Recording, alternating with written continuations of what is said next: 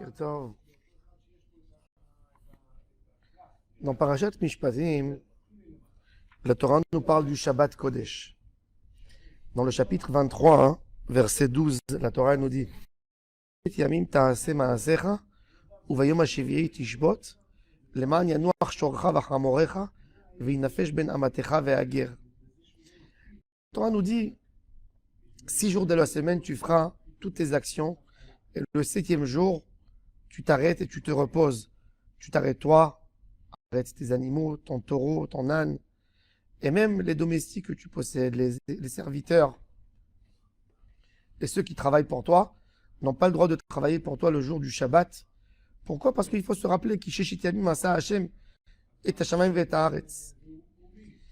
Les Mefarshim ils posent la question, pourquoi il est écrit Sheshet Yamim Ta'aseh Ma'asecha? Pourquoi la Torah nous dit 6 jours il faut que tu travailles? Elle nous dit repose-toi le 7e jour, c'est tout. Si c'est la mitzvah. La Torah vient nous dévoiler quelque chose d'extraordinaire. Un homme est obligé de travailler. Obligé. Tu ne peux pas passer du temps sans rien faire. C'est vrai que Shabbat, tu t'arrêtes. Mais si tu as envie de continuer ton Shabbat toute la semaine, tu n'as pas le droit. Il faut travailler absolument. La Mishnah dans Pirkei Avot, elle nous dit que la batala me via l'idée shiemum et shiemum me via l'idée chet. Quand quelqu'un ne fait rien du tout, il s'ennuie, et quand il s'ennuie, il fait des averot.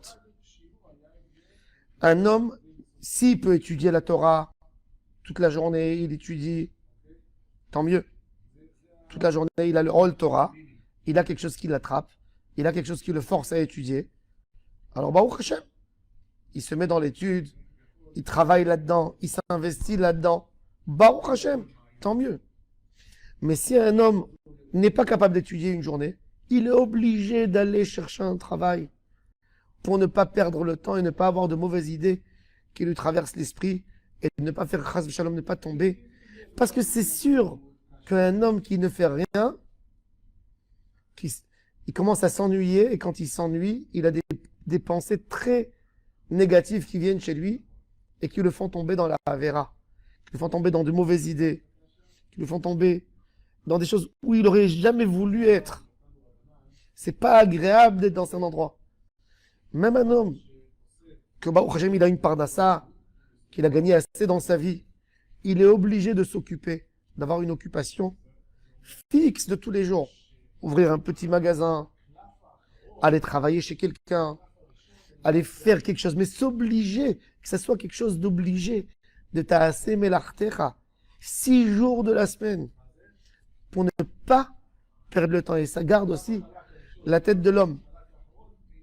Un jour, le Rav de Brisk est rentré chez lui à la maison et il a vu ses filles en train d'éclater de rire. Qu'est-ce que vous faites? Pourquoi vous ne faites pas quelque chose? On n'a rien à faire. Vous n'avez rien à faire? Il est parti, il a pris les coussins, il a ouvert, il a vidé tous les coussins, les plumes, les petites éponges qu'il y a là-dedans. Il dit réarranger de nouveau les coussins. Pourquoi? C'est plus important que de perdre le temps. Il vaut mieux faire des choses, s'occuper tout le temps, s'occuper de ne jamais rester sans occupation. C'est ce que la Torah dit. Sheshet Yamim Ta'aseh Ma'asecha. Il y a un midrash dans la Gemara, tu es obligé de travailler. Un homme est obligé de travailler. L'homme, Akadosh Baruch Hu, l'a mis dans un monde de la Asiya. On a 4 mondes, Atzilut, Beria, Yetzira et Asiya. Notre monde à nous, c'est le monde de la Asiya, de l'action. Tout ce qu'il y a autour de nous, travaille, bouge, il y a du dynamisme, tout bouge, tout bouge.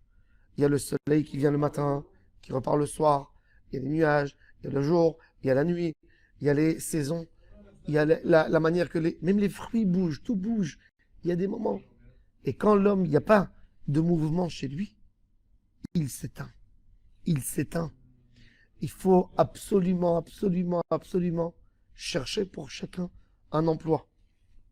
Il y a des gens qui font leur aliyah en Israël. Et ils travaillent quand ils sont en France, et quand ils sont là, ils ne travaillent pas. C'est pas bien, même quand ils sont là, ils doivent travailler.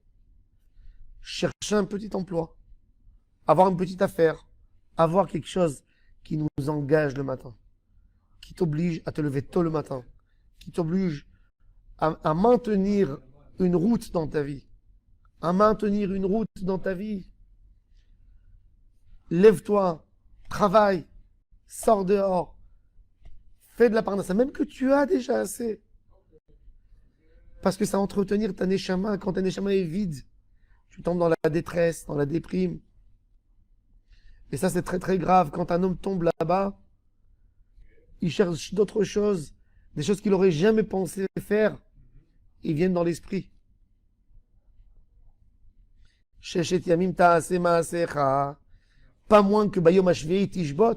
C'est Sheshet yamim ta'ase ma'asecha. C'est travail. Force-toi à faire quelque chose. On est obligé de remplir ce que la Neshama a besoin. La Neshama a besoin de créer. Quand elle ne crée pas quelque chose de positif, pour créer, elle est capable même de créer quelque chose de négatif pour avoir cette satisfaction de créer. Créer, créer, créer, créer. Quand un homme, il s'arrête, il descend. Notre vie, c'est comme un escalateur. Il ne peut pas s'arrêter. On est obligé de monter, même dans la Avodat Hashem. Il n'y a rien qui s'arrête au niveau du Tikkun HaOlamot. D'après les Mekoubalim, chaque moment et chaque instant, il est obligé de faire quelque chose, de produire quelque chose dans la vie de l'homme. Chaque minute, chaque moment, chaque petit espace qu'on a, que nous on appelle un espace, il n'y a pas d'espace. Chaque moment, notre Neshama, elle monte d'une étape à une autre étape. Elle ne peut jamais s'arrêter dans un endroit. Et c'est ce que la Torah nous dit. Sheshet yamim ta'aseh ma'aser. Comme Akadosh Baruch Hu, tu ne peux pas t'arrêter. Akadosh Baruch Hu, même qu'il a créé le monde. Mais Hadesh betuvo bechol yom tamid ma'aseh bereshit.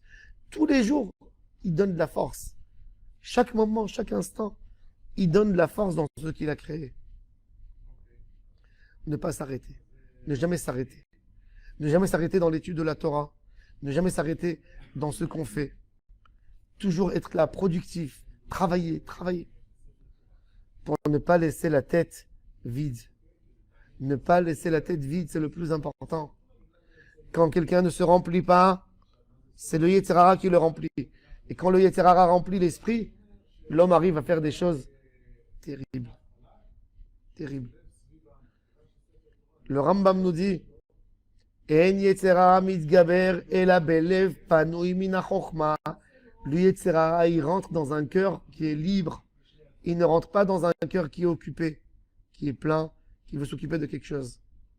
Toujours, le Yetzer Hara rentre quand on lui a laissé un espace, quelque chose de libre, quelque chose où on ne touche pas.